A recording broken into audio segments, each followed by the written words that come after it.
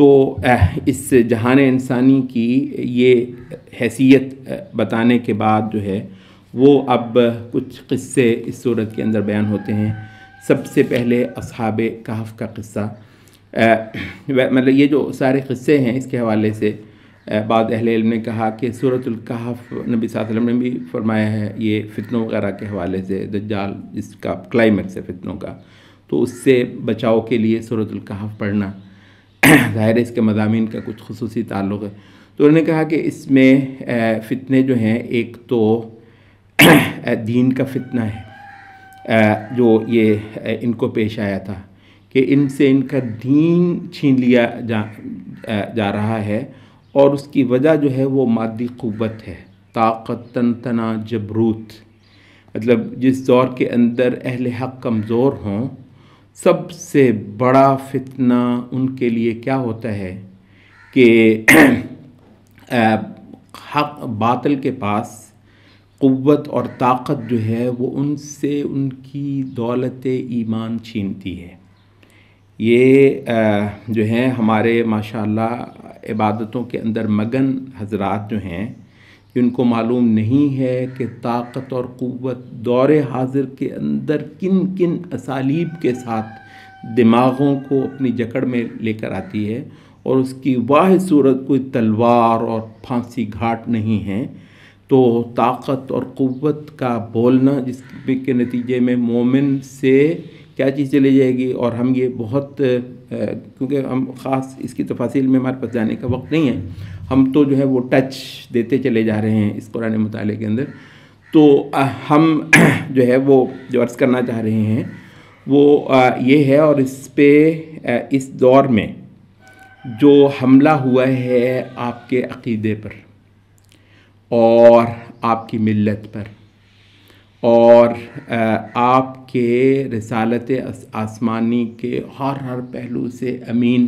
اور ترجمان ہونے پر، جو کہ آپ کو خدا کی طرف سے ایک پوزیشن عطا ہوئی ہے جس کی وجہ سے آپ کا سر آسمانوں کو جا لگتا ہے، اتنے آپ اونچا ہو جاتے ہیں۔ سبحان اللہ، دور حاضر میں ہمارے علاوہ کوئی نہیں ہے جو رب العزت کی اور اس کے دین کی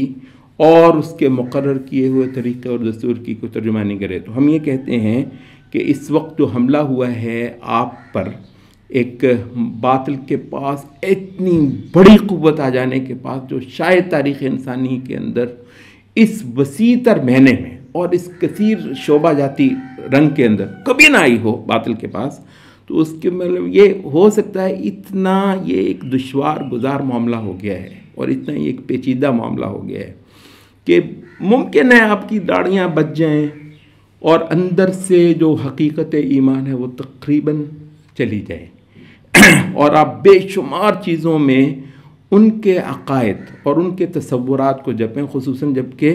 وہ ان ساری چیزوں کو دین نہیں کہتا، اور ہوتا وہ دین ہے۔ تو بہرحال دین کا فتنہ جو ہے وہ اصحاب کہف کو پیش آیا، جس میں انہوں نے توحید کی حقیقت پر نہایت پکا ایک دوسرے کو پختہ کرتے ہوئے اور ایک دوسرے کو دیکھیں تواصی بالحق کا ایک بہت اعلیٰ نمونہ جو ہے وہ سورۃ الکہف میں اصحاب کہف کے اس قصے کے اندر ہے۔ ہؤلاء قوم اتخذوا من دونه آلهة لولا يأتون عليهم بسلطان بين، اور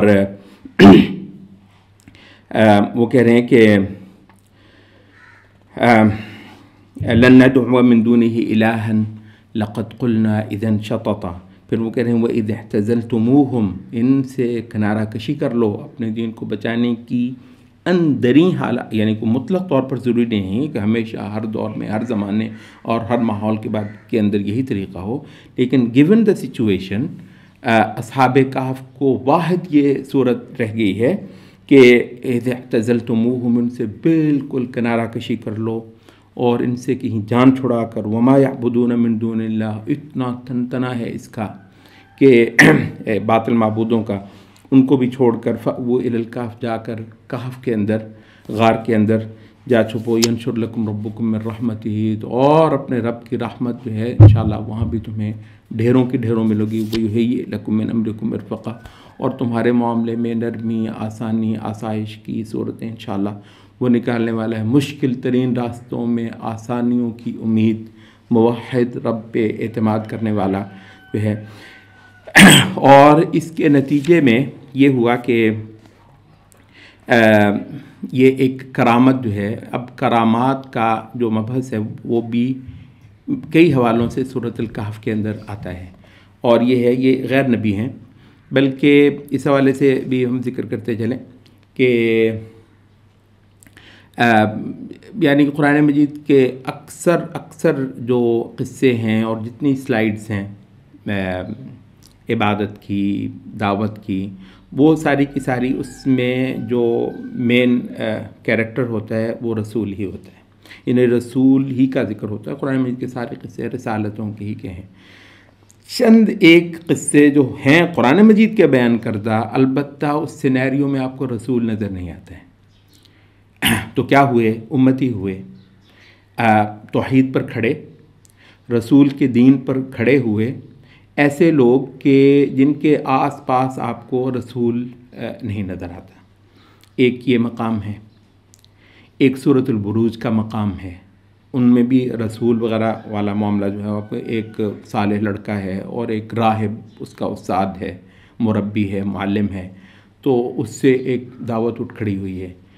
اور تیسرا جو ہے اسی صورت کے اندر جو ہے وہ آگے چل کر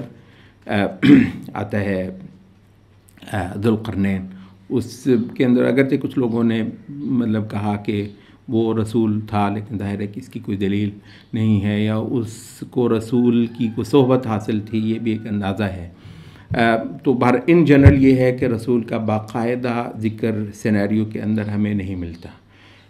ایک کیا ہے، سبحان اللہ، آخری درجے کا ذوف ہے، آخری درجے کا ذوف ہے جو کہ اصحاب کہف کے قصے میں ہم کو نظر آتا ہے۔ اہل ایمان کو واقعتاً ایسی صورت پیش آ سکتی ہے، سبحان اللہ، بہت متنوع کردار ہوتا ہے اللہ کو ماننے والوں کا، اس آخری حد سے لے کر اس آخری حد تک، تو آپ کو یہ نظر آتا ہے۔ اور دوسری طرف کلائمیکس ہے قوت کا جو آپ کو ذوالقرنین کے قصے میں آتا ہے۔ تو بہرحال تو اہل علم نے کہا کہ یہ قصے ہیں، ایک دین کا فتنہ جو کہ اصحاب کہف کے قصے میں آیا، دوسرا مال کا فتنہ، مال کا اور اسباب کی فراوانی کا، دولت، زمین، جاگیر، جائیداد اور ریل پیل پیسے کی، جس سے آدمی جو ہے وہ بالکل دیوانہ ہو جاتا ہے،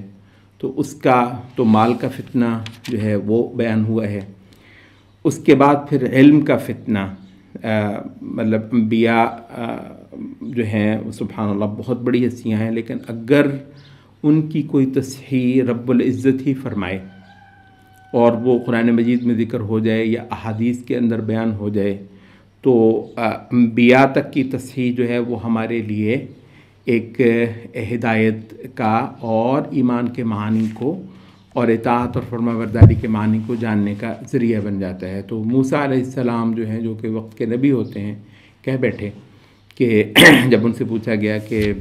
قومن اعلم الناس فی الارض، روئے زمین پر سب سے بڑا عالم کون ہے، تو موسیٰ علیہ السلام نے کہا کہ ظاہر ہے وقت کے نبی ہیں، تو ان کے علاوہ کون ہو سکتا ہے؟ تو اللہ تعالیٰ نے اس پر کہا کہ نہیں، جاؤ علم سیکھ کر آؤ۔ اور سبحان اللہ، موسیٰ علیہ السلام یعنی طالب علمی کے جو جتنے کو آداب ہو سکتے ہیں، ان حل اتبعک علی ان تعلمنی، سبحان اللہ، آپ ذرا تصور کریں کہ وہ کیا وہ ہے کہ کیا میں آپ کے پیچھے چل لوں، آپ کا پیروکار بن جاؤں، اس بات پر کہ آپ مجھ کو کچھ سکھا دیجئے، ان تعلمنی مما علمت رشدا، جو آپ کو اللہ کی طرف سے علم ملا ہے ہدایت کا اور رشد کا۔ اور اس کے بعد پھر وہ ان سے ایسی امور سیکھتے ہیں، اور اس کے اندر جو ہے جو اسباب اور ظاہر کے پیچھے جو کوئی خدا کی قدرتیں اور اس کی جو حکمتیں اور دانائی کی دور رس باتیں ہوتی ہیں، وہ اس کے اندر بیان ہوئیں۔ تو یہ پھر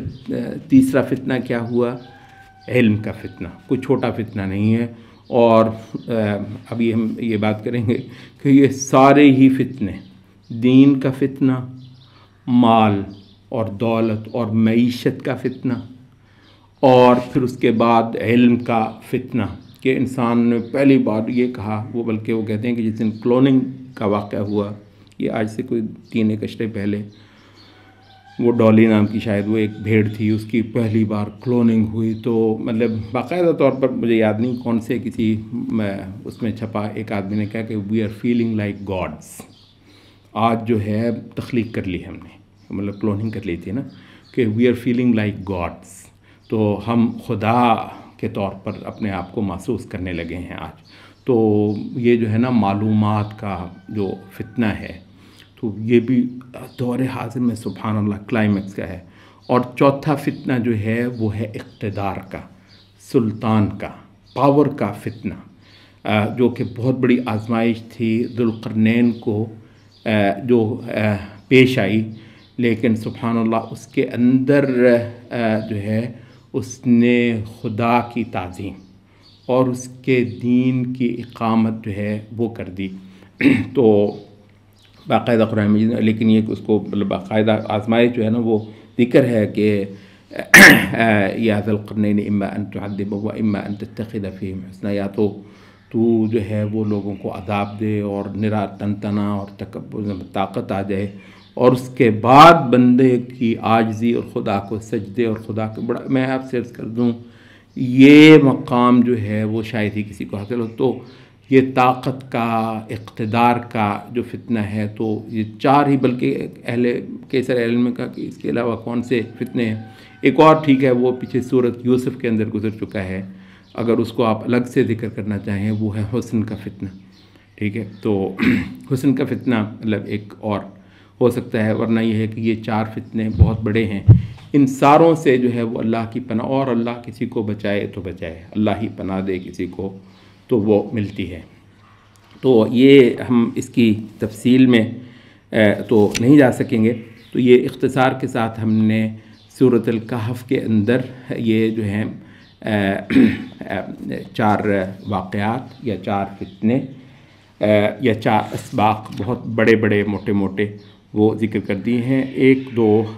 جو ہیں وہ چیزیں ہم سورۃ الکہف سے انشاءاللہ ابھی اور لینے والے ہیں۔